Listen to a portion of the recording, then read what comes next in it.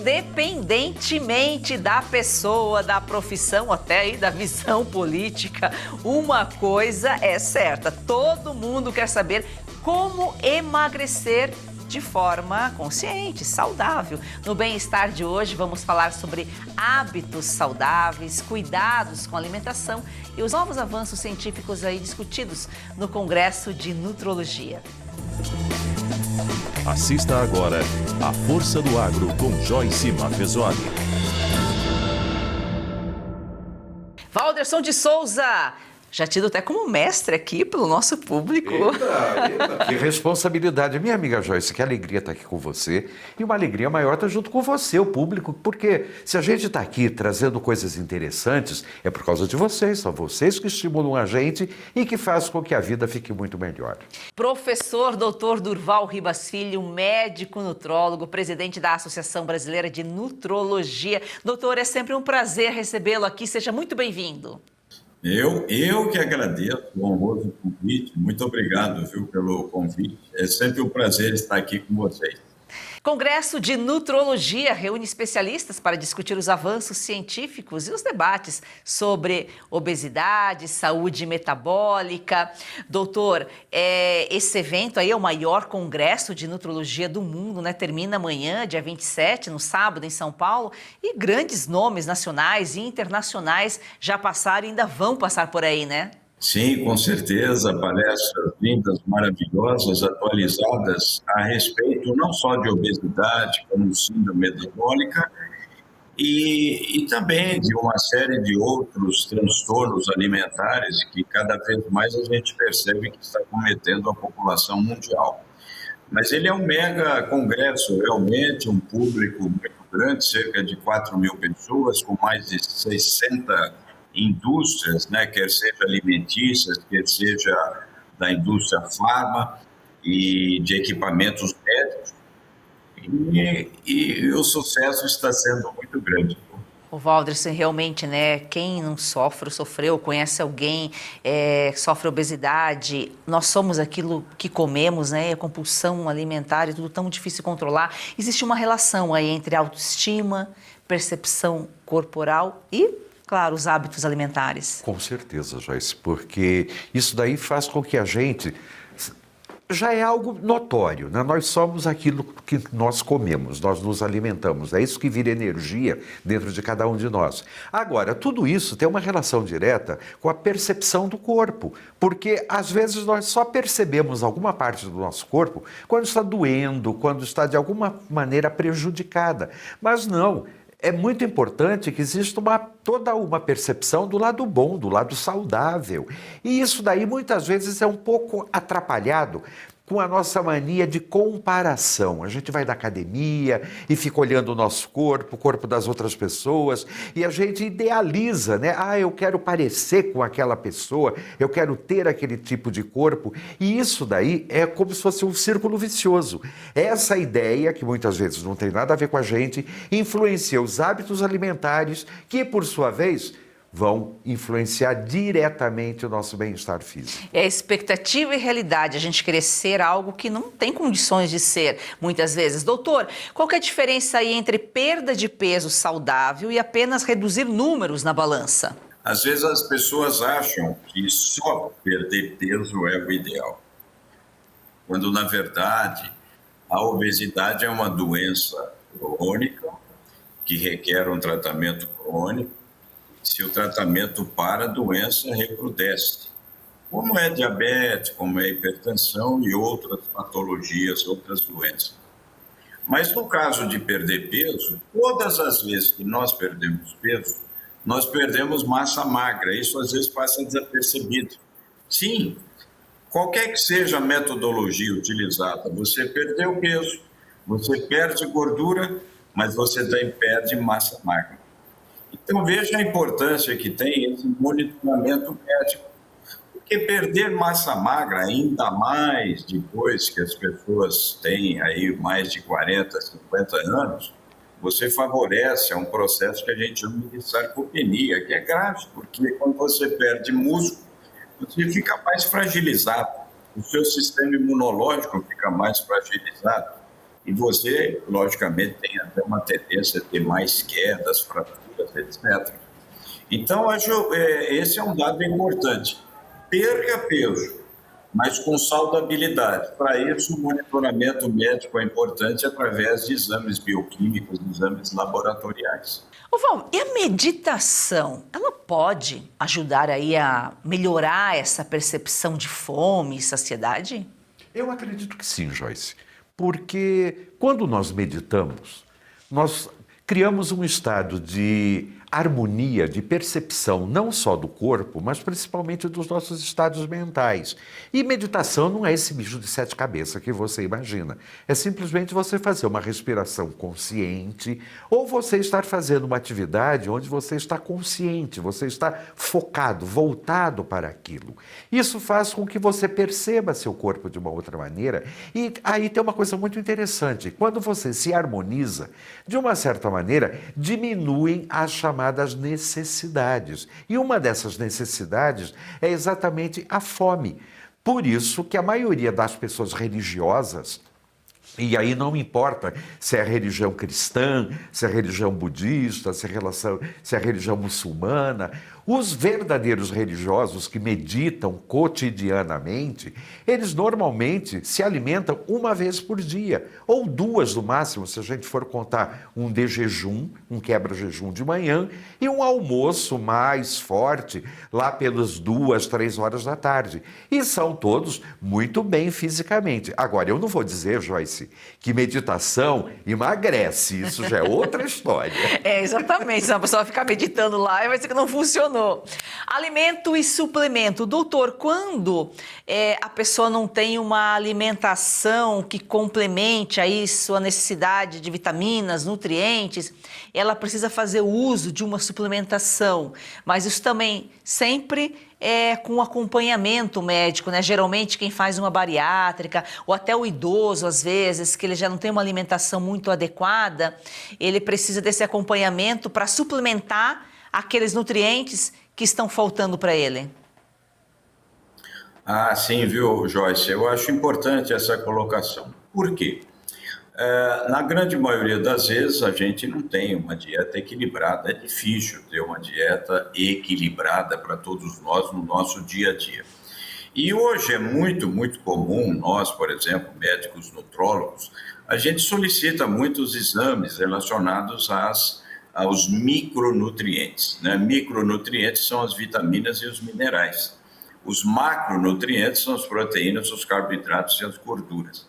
Então, essa deficiência é muito comum, lógico, na pós-cirurgia bariátrica por um processo desabsortivo.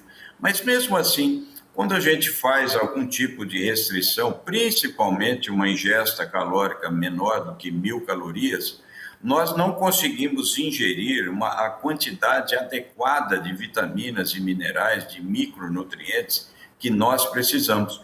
Então, sem dúvida que há sim a necessidade da suplementação, da reposição. Então, bom comer, né? Geralmente os alimentos têm tudo aí o que a gente precisa, mas tem pessoas que têm dificuldade, tem pessoas que não conseguem comer, comem muito pouco, né? É verdade, Joyce. E isso daí, que a gente pode chamar de desequilíbrio, é exatamente isso que o Dr. Durval acabou de falar. Cada pessoa acaba tendo necessidades específicas. E isso, como é que você vai ficar sabendo? Através de uma orientação do seu médico, do seu médico nutrólogo ou até de uma nutricionista, através desses novos exames. Porque, tudo bem, comer é bom. A gente sabe, até por uma questão filosófica, que o ser humano é omnívoro, quer dizer, ele pode comer de tudo. Mas isso não significa que nós sejamos ogros, né, glutões, que vamos assim nos empanturrar de tudo que a gente vê pela frente.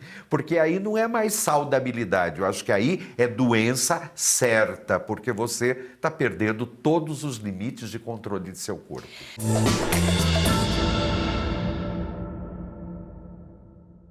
Nem todo mundo tem familiaridade com o digital, mas todo brasileiro tem direito de saber o que está acontecendo de verdade. Vem aí a Oeste TV. Assine a Oeste. Faça parte dessa história. Para apoiar mais este projeto da Oeste, faça sua assinatura com até 20% de desconto, com pagamento em até 8 vezes sem juros. Você pode assinar pelo site revistaoeste.com/assine ou pelo 0800 580 2020. Assine agora, nossa equipe está de prontidão aguardando você. Assine já!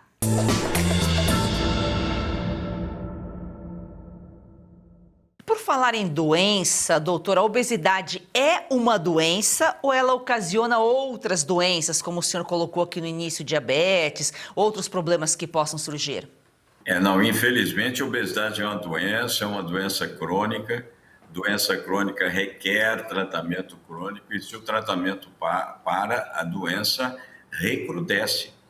Ou seja, o problema da obesidade, ela é mais grave do que a gente imagina, porque ela sempre está associada às comorbidades.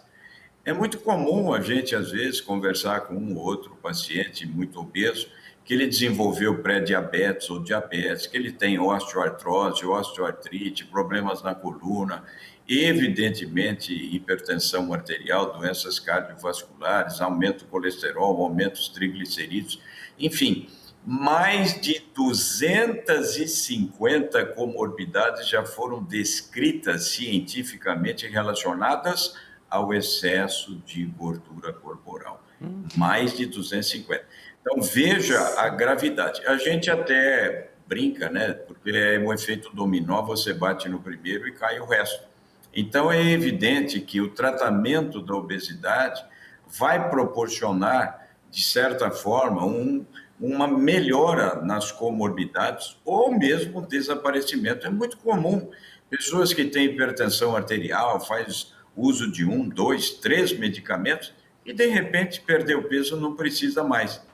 Então, é importante, sim, que a população tenha essa consciência, não, que a obesidade é uma doença crônica, é grave, precisa ser tratado com certeza, e vou mais além, obesidade já começa intraútero. Sim, nós chamamos de epigenética. Quando a mamãe ganha mais que 20 quilos, ou quando o bebê nasce com mais de 4 quilos, epigeneticamente ele vai ter uma predisposição a desenvolver sobrepeso e obesidade quando adulto. Olha só a gravidade, né, que já começa intraútero. E mais do que isso, quando a mamãe ou o papai, quando a mamãe engravidou, o papai está com excesso de peso, ou a mamãe, um ou outro dos cônjuges, não é só a mamãe, não. 78% de chance desse bebê ser gordinho quando adulto. Pois é, doutor, a gente falava até antigamente que para ter saúde tinha que ser gordo, né? Falava, olha, o gordo, ele que é saudável, é gordinho, né? As mães queriam que comesse porque magreza era sinal de doença e gordo era sinal de ser saudável. Totalmente errado, né? São conceitos, né, que também, que na verdade muitas vezes são até preconceitos, né? Porque os obesos, eles são, de certa forma, considerados pessoas que eventualmente, pela sociedade, que comem muito e não têm atividade física. E os magros comem muito pouco e têm muita atividade física. E isso a gente observa na prática. Quantos de nós temos amigos, conhecidos, parentes, que são magros e comem e não tem excesso de peso corporal, não é mesmo? Então, eu acho que é um erro conceitual que, ao longo dos anos, isso foi se disseminando e, de certa forma, foi discriminando, foi estigmatizando os pacientes portadores de obesidade. Agora, Val, tem alguma relação ou pode haver entre a espiritualidade e resultados estéticos?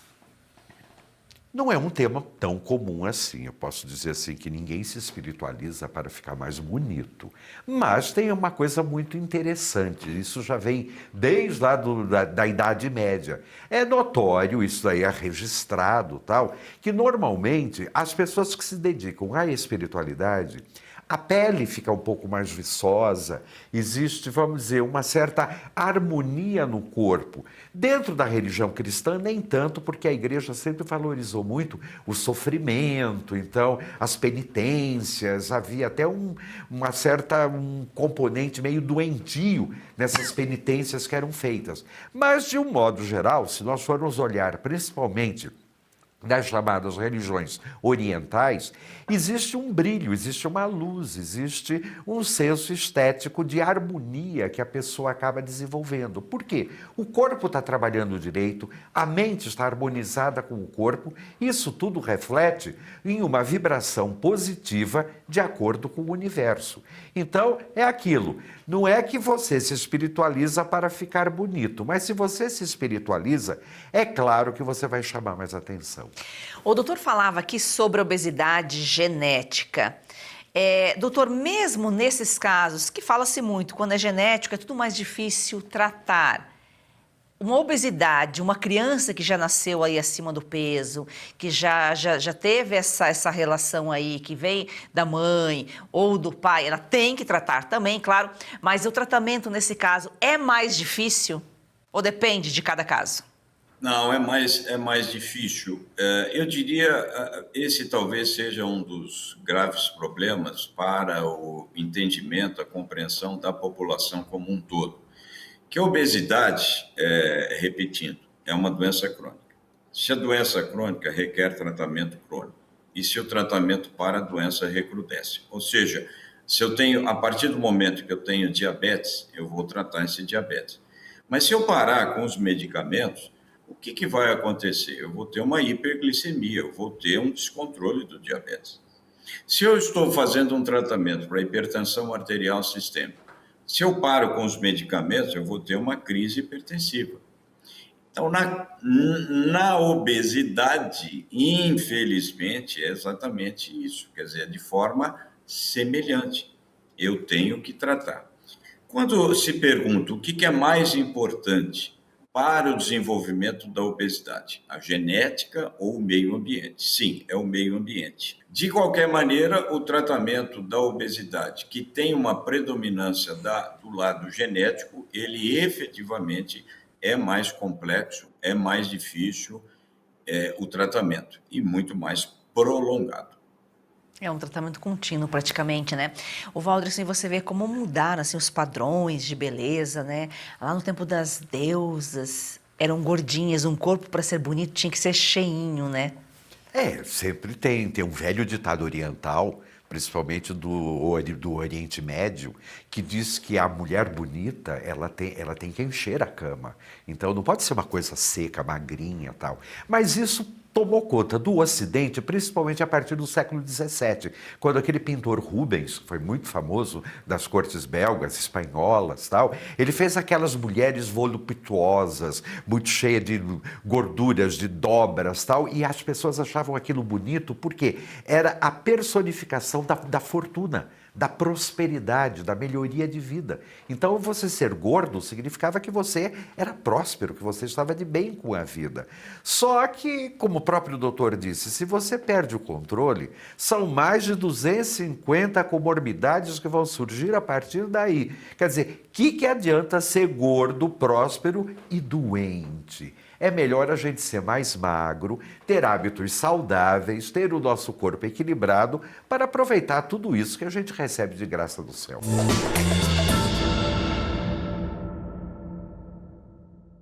Pausa rápida aqui no programa para um alerta importante. Se você sente dores constantes nas articulações, nos joelhos, nas costas ou nas mãos, atenção! Não é normal conviver com dor todos os dias. E por mais que digam que é coisa de idade, isso não é verdade. A dor mostra que seu corpo está pedindo ajuda. E hoje você pode fazer algo para ele, não é mesmo, César? É isso aí, Cauti. Tem muita gente que já nem lembra como era viver com disposição. Acorda cansado, dorme mal, evita sair de casa porque tudo incomoda. E pensando nisso, a Vitae Gold desenvolveu o Vitae 7 em 1, que é um suplemento natural que reúne os 7 compostos mais eficazes no combate às dores e inflamações, todos com comprovação científica, Caute. É isso aí, olha só, vamos dar uma olhada aqui nessa cápsula onde tem magnésio, cúrcuma, colágeno tipo 2 e outros ativos que trabalham juntos e eles ajudam a desinflamar, a proteger as articulações e reconstruir as cartilagens. Uma fórmula pensada para quem quer mais mobilidade, mais conforto e mais qualidade de vida. E você sabe como é, né? Quando a dor começa a diminuir, o corpo responde, a disposição volta, o sono melhora, a energia aparece. Não é milagre, é ciência, é constância, é cuidado com você. Ligue agora para 0800 291 2200, vou repetir, 0800 291 2200, 100 primeiros que ligarem garante 70% de desconto, frete grátis para todo o Brasil e parcelamento em até 12 vezes sem juros, Cauti. E ainda tem um presente, ligando agora você leva um relógio inteligente de brinde, isso mesmo, um relógio com monitoramento de saúde, batimentos cardíacos, qualidade do sono e outras funções para acompanhar o seu bem-estar no seu dia a dia.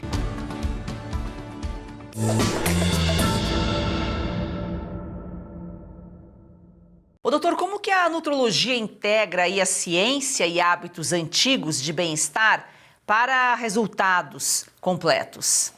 Eu acho a nutrologia, como especialidade médica, ela foi possivelmente a única que trouxe o tratamento da obesidade de uma forma totalitária. Nos berços das faculdades, e isso digo eu particularmente, pessoalmente, a gente via a obesidade apenas sobre um aspecto que no seu bojo do tratamento envolvia basicamente medicamentos e ponto. A nutrologia, ela mostrou que a obesidade é uma doença crônica que está inserido dentro de uma pirâmide que nós chamamos de pirâmide das doenças crônicas. O que é uma pirâmide? Ela tem uma base e ela tem o ápice. E essa base, ela significa dietoterapia, plano alimentar, alimentação, nutrição. Essa base, atividade física. Essa base, mudanças cognitivas, mudanças comportamentais. Essa base, sono adequado. Então, quando você integra essa base junto com a farmacoterapia e, eventualmente, lá em cima, a cirurgia bariátrica, certamente essa pirâmide ela mostrou e demonstra de que a obesidade tem que ser tratada como um todo, de uma forma totalitária e não especificamente só através da alimentação, só através da atividade física, só através do medicamento, etc. Nós temos que integralizar todos esses fatores. E a nutrologia, ela efetivamente contribuiu muito para isso, porque ela tem o aspecto de prevenção e o aspecto de intervenção. E, evidentemente, acolhendo o paciente impactado pela obesidade, que é fundamental dentro desse contexto emocional, né, de autoestima, né? Eu acho que essa é a base. Nós temos que entender mente sã somente em corpo são, mente sã. As duas coisas, evidentemente, andam juntas, né? E é por isso que eu gostei muito das colocações aí do professor Walterson. Por quê? Porque a espiritualidade, a meditação, enfim, cada vez mais nos congressos de medicina está se discutindo isso, estão sendo apresentados papers, trabalhos científicos, mostrando a importância que existe desse aspecto para a saudabilidade, para o não desenvolvimento de doenças e, mais do que isso, para que esses pacientes tratados dessas doenças crônicas tenham um resultado melhor, inclusive terapêutico. Parece que os agentes farmacológicos têm uma atuação melhor quando existe esse lado da espiritualidade presente com maior intensidade, com maior robustez. A nossa cabeça é nosso guia. Com certeza, quando você tem um lado espiritual bem desenvolvido, influencia na mente, que influencia no corpo. É todo um processo, né, Joyce? Não dá para a gente separar uma coisa da outra. É todo um processo, porque você estando bem, você se alimenta bem. Você se alimentando bem, você se harmoniza de tal forma que é impossível você não acreditar que existam energias maiores e que essas energias maiores vão colaborar com esse seu processo de bem-estar. Aliás, vão colaborar com o seu progresso. Nós temos toda uma ideia de evolução. E evolução não é apenas você melhorar a sua família, melhorar a sua conta bancária, não. É você se melhorar, é você se perceber como um ser humano melhor. E é claro que a meditação, por isso que é meditar, ditar a mim. Eu tenho que ditar para mim que eu estou bem, que eu tenho saúde, que eu tenho capacidade e que eu vou vencer. Parece discurso de frase feita, de autoajuda, mas não é não. Isso é fundamental para nós podermos dizer, somos humanos, estamos curados, estamos prontos para encarar a vida. Canetas emagrecedoras, isso sempre gera polêmica e quando vem alguma novidade, apesar de já estar um tempinho aí no mercado, doutor, elas funcionam de fato? Tem alguém que não pode utilizar? Por isso que só pode ser utilizada mesmo com orientação médica, né? Que é o médico que vai definir se pode ser utilizada, a partir de quanto de peso que pode utilizar, a dosagem. Boa colocação, né? Orientação médica. Até pouco tempo atrás, não havia necessidade da prescrição médica, do receituário médico, para a prescrição dessas, entre aspas, canetas emagrecedoras. E agora sim é necessário, não só no Brasil, no mundo todo. Por quê? Porque esse medicamento, esses agentes farmacológicos, né, que a gente chama de agonistas incretínicos, eles foram desenvolvidos para tratamento de diabetes. E aí se percebeu que, além de melhorar a glicemia, também as pessoas estavam perdendo peso. E aí, então, as pesquisas começaram e avançaram mais direcionado na redução de peso corporal. Um dos motivos, lógico, quanto por cento da população tem diabetes no mundo?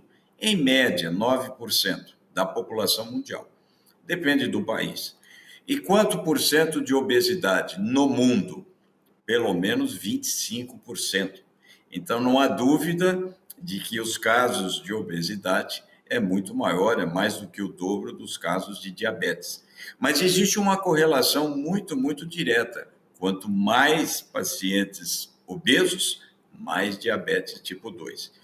De qualquer maneira, esses agonistas incretínicos, essas injeções, essas canetas emagrecedoras, elas têm um mecanismo de ação que é fantástico, porque elas liberam no intestino um hormônio, na verdade, um chama GLP-1, outro chama GIP, e esses hormônios, eles vão aqui no cérebro, nos chamados núcleos hipotalâmicos, né? Tem um que chama ventromedial, núcleo lateral, e eles sinalizam para que a pessoa tenha mais saciedade precoce. A pessoa come com pouco, fica saciada. O que eu acho interessante desse medicamento, que é revolucionário, porque ele tem um outro lado interessante. Se percebeu que ele poderá ser utilizado no futuro, ainda não, para tratamento, inclusive, de doenças neurodegenerativas. Demência senil, Alzheimer, etc.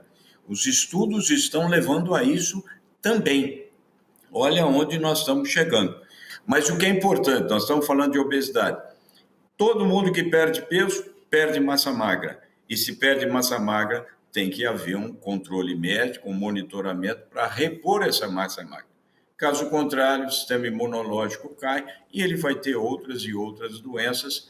A gente brinca, fala, uma gripe que se transforma em pneumonia. E é mais ou menos isso mesmo. Por isso que o monitoramento médico é muito importante. Tem que ter o equilíbrio, né? Agora, Val, acho que a espiritualidade ajuda a elevar a autoestima, né? Com certeza, Joyce, porque para você se espiritualizar, em primeiro lugar, você tem que gostar de você. Se você não gostar de você, Deus não vai gostar de você. Ninguém vai gostar de você. Por quê? Porque essa é a nossa embalagem, né? Essa é a estrutura que nós dispomos para viver este momento, neste planeta, nesta situação. E como o doutor bem disse, o meio ambiente faz você se conformar com essa situação. Então é claro que com a espiritualidade você melhora seus pensamentos, você pensa em coisas melhores, você vibra com energias melhores e superiores. E isso vai melhorar sua autoestima, vai melhorar sua saúde e o que é mais importante, vai depender só de você. O milagre é você. Está dentro de você. Uma coisa que a gente não pode é se conformar com o meio ambiente. Se a gente tivesse conformado nesse momento que a gente vive aí, não consigo nem imaginar o que poderia ser. Doutor, muitíssimo obrigada pela sua participação aqui, suas informações sempre são muito valiosas. Bom congresso aí, né? Termina amanhã, sucesso e até a próxima vez aqui em A Força do Agro. Opa, eu é que agradeço. Muito obrigado a você, Joyce, muito obrigado ao Sr. Walterson pelas colocações maravilhosas a respeito da espiritualidade, da meditação. E aqui está transcorrendo tudo bem, graças a Deus, congresso maravilhoso. E a gente deseja a todos vocês muita saudabilidade. Existe um termo que nós chamamos de agerasia, que é o envelhecimento com saudabilidade. Então eu desejo para que todos e todos possam ser agerásicos. Muito obrigado. Obrigada. Valeu, que legal. A gente sempre aprendendo. Né? Exatamente, que envelheçamos com saúde, né? Com saúde, é isso aí. Excelente sexta, excelente Até final sexta. de semana. Gratidão a você que nos acompanha aqui, um excelente final de semana e até segunda-feira.